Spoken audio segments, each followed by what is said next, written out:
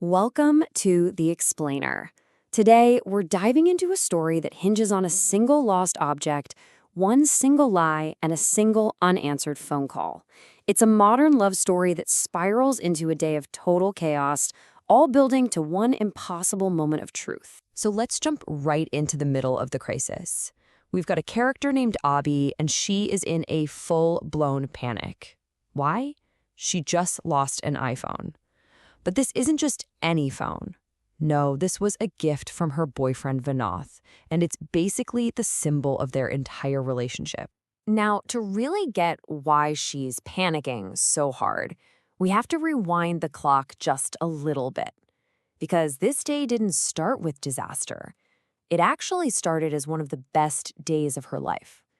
So how did everything go so wrong, so fast? All right, this first part is all about the gift itself. And you've got to understand, this thing carries so much emotional weight. It is way, way more than just a phone. It's a symbol. The day kicks off with this mysterious, kind of urgent call from Vinoth. He wakes Abby up and tells her, "Hey, meet me right now." She shows up thinking, "Oh, okay, a surprise breakfast date." Nope. Instead, he walks her right into a mobile store. For their one-year anniversary, he's buying her the exact iPhone she once mentioned was her absolute dream phone. See, for Vinoth, words just aren't enough. He wants to show Abby his love, not just talk about it. So this gift, it wasn't really a phone. It was proof. It was him keeping a promise that he'd made to her a year ago, that he would do everything he could to make her dreams come true. So Abby is just completely overjoyed. She gets into an auto rickshaw to head home, just staring at her new phone. But when she gets out, she's distracted. A friend is there waiting for her. And in that one single happy moment, she pays the driver, rushes to her friend, and leaves the perfect symbol of their love sitting right there on the back seat. So why is this relationship such a big deal? To understand that, we have to go all the way back to the day they met. And what's really interesting is that their whole foundation is built on two totally different memories of that day, his and hers. And you know what? Both of them are true. For Abby, it was all about his character. She saw him as a hero on a bus. Not because he fought someone, but because he stopped a really bad situation with this powerful speech about what love really means.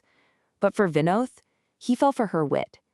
He remembers teasing her, and she just shot right back by drawing a bindi on with a pen to win their little game.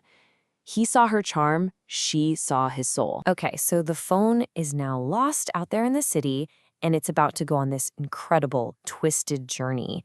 It's going to pass through several different hands, and each person who touches it has their own story, and each one changes its fate. First, a man named Krishnan finds it.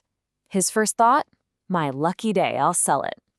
But then he sees Abby's photo on the lock screen, and his conscience kicks in. He feels like he has to get it back to her, so he arranges to meet her.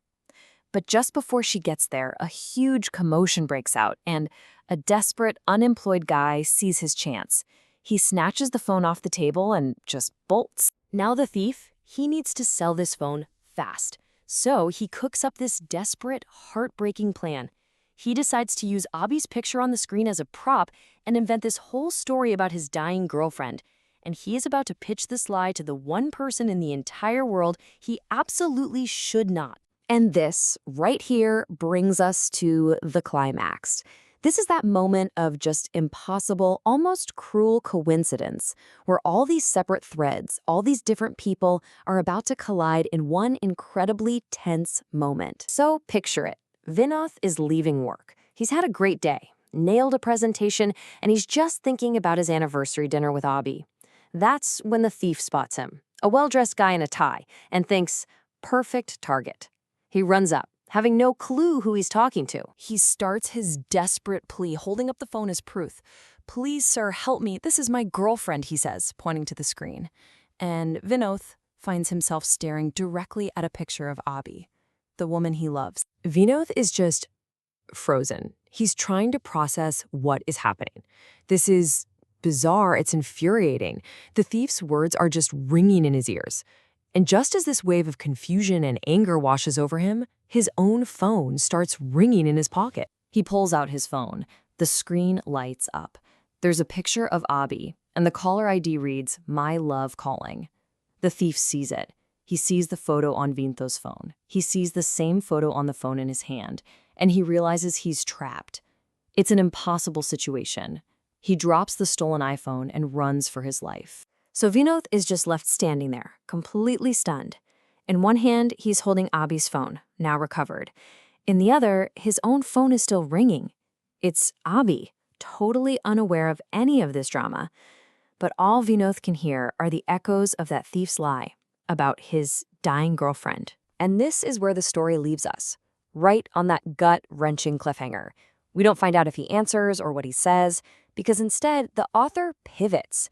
They want to talk about the real takeaway from this whole mess. The author offers this idea about fate. What's meant for you will find its way back. And yeah, the phone did come back, against all odds. But the real lesson here isn't about lost things. It's about trust. You know, building a relationship is like writing a book, one page at a time. It takes years of effort and shared moments. But you can burn that entire book down to ashes in just a few seconds. All it takes is one misunderstanding, one moment where you let ego or suspicion take over. So this is the ultimate question the story leaves us with. It's the question Vinod has to answer right now. His whole future with Abi is hanging in the balance, and it's all going to be decided by what he does in the next few seconds, while her call is still ringing. The author ends this whole story with one single, powerful piece of advice. It's presented here in Tamil, Pesu. It means speak, talk to each other. That's it. It's the only thing that can diffuse the poison of doubt. It's the only thing that turns a potential tragedy into just another chapter in a long, strong love story. The question is, will he?